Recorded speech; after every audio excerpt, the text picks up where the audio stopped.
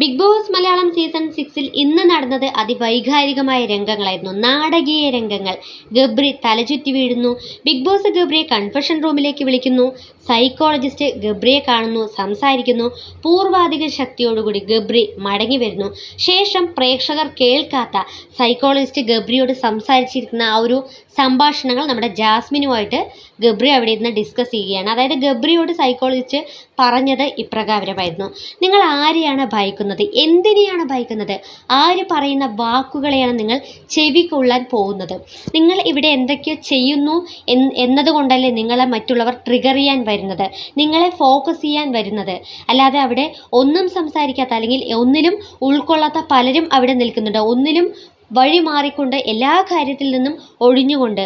പക്ഷേ അവരെയൊന്നും ആരും തന്നെ മൈൻഡ് ചെയ്യുന്നില്ലല്ലോ, ആരും ഒന്നും പറയാൻ പോകുന്നില്ലല്ലോ. പകരം ഗബ്രിയെയും ജാസ്മിനെയും ഒക്കെ എല്ലാവരും ടാർഗറ്റ് ചെയ്യുന്നുണ്ടെങ്കിൽ അതിനുള്ള അർത്ഥം എന്താണ്? നിങ്ങളിവിടെ എന്തൊക്കെയോ ചെയ്തു കൂട്ടുന്നുണ്ട് എന്നുള്ളത് തന്നെയല്ലേ. ഒരു വീക്കെൻഡ് എപ്പിസോഡ് അല്ലെങ്കിൽ ഒരു എപ്പിസോഡ് മുഴുവൻ നിങ്ങളെ ഫോക്കസ് ചെയ്തുകൊണ്ട് പോയിട്ടുണ്ടെങ്കിൽ നിങ്ങൾ അവിടെ ഗെയിം കളിക്കുന്നുണ്ട് എന്നുള്ളത് തന്നെയാണ് അർത്ഥം. അല്ലാതെ നിങ്ങൾ ഒരിക്കലും അവിടെ സേഫ് ഗെയിം കളിച്ച് മാറിയിരിക്കുകയാണ്, അല്ലെങ്കിൽ നിങ്ങൾ പ്രേക്ഷകരോട് സംസാരിക്കുന്നില്ല എന്നുള്ളതല്ല അർത്ഥം. നിങ്ങളോട് പലരും ഈ ബിഗ് ബോസ് വീട്ടിലെ മത്സരാർത്ഥികൾ സംസാരിക്കാൻ വരുന്നുണ്ടെങ്കിൽ അവർ നേരിട്ട് പ്രേക്ഷകരോടാണ് സംസാരിക്കുന്നത്, പ്രേക്ഷകരെയാണ് കൺവിൻസ് ചെയ്യാൻ ശ്രമിക്കുന്നത്. അതുകൊണ്ട് തന്നെ തീർച്ചയായും നിങ്ങൾ ശ്രമിക്കേണ്ടത് പ്രേക്ഷകരോട് സംസാരിക്കുക, പ്രേക്ഷകരോട് അടുക്കുക എന്നതാണ്. അതിന് പകരം മറ്റുള്ളവർ പറയുന്നത് കേട്ട് മെൻ്റലി ബ്രേക്ക് ഡൗൺ ആയി തകർന്ന് പോവരുത് ഒരിക്കലും. നിങ്ങൾ ഇവിടെ എന്തൊക്കെയോ ചെയ്യുന്നുണ്ട്, എന്തൊക്കെയോ ഗെയിം കളിക്കുന്നുണ്ട്, അത് മാത്രം ശ്രദ്ധിക്കുക. അതുകൊണ്ടാണ് നിങ്ങൾ ഇത്രയധികം മറ്റുള്ളവർ പറയുന്നത് കേൾക്കുന്നത് കൊണ്ടാണ് നിങ്ങൾ ഇത്രയധികം മെൻ്റലി ബ്രേക്ക് ഡൗൺ ആയി തളർന്നു പോകുന്നത് എന്നുള്ള തരത്തിലാണ് നമ്മുടെ സൈക്കോളജിസ്റ്റ് ഗബ്രിയോട് സംസാരിച്ചിരുന്നത്. അത് മാത്രമല്ല, അദ്ദേഹം നിങ്ങൾക്ക് രണ്ടുപേർക്കും ഇടയിൽ എന്താണ് ഉള്ളത് എന്നതിനെ പറ്റി നിങ്ങൾക്ക് കൺഫ്യൂഷൻ ഉണ്ടാവുകയാണെങ്കിൽ, അത് പ്രണയമാണോ, ഇഷ്ടമാണോ, അല്ലെങ്കിൽ അത് സുഹൃത്ത് ബന്ധമാണ് എന്നുള്ളത് നിങ്ങൾക്കിടയിൽ ഒരു കൺഫ്യൂഷനായി നിലനിൽക്കുകയാണെങ്കിൽ ഒരിക്കലും അത് മറ്റുള്ളവരോട് പറഞ്ഞ് അവർക്ക് ക്ലാരിറ്റി കൊടുക്കേണ്ട ആവശ്യം ഇല്ല. അതുകൊണ്ട് തന്നെ നിങ്ങൾ എന്ത് പറയുന്നു അത് തന്നെയാണ് ആൻസർ. നിങ്ങൾക്ക് ഒരുമിച്ച് ഗെയിം കളിക്കാം, അല്ലെങ്കിൽ ഇൻഡിവിജ്വലായി ഗെയിം കളിക്കാം.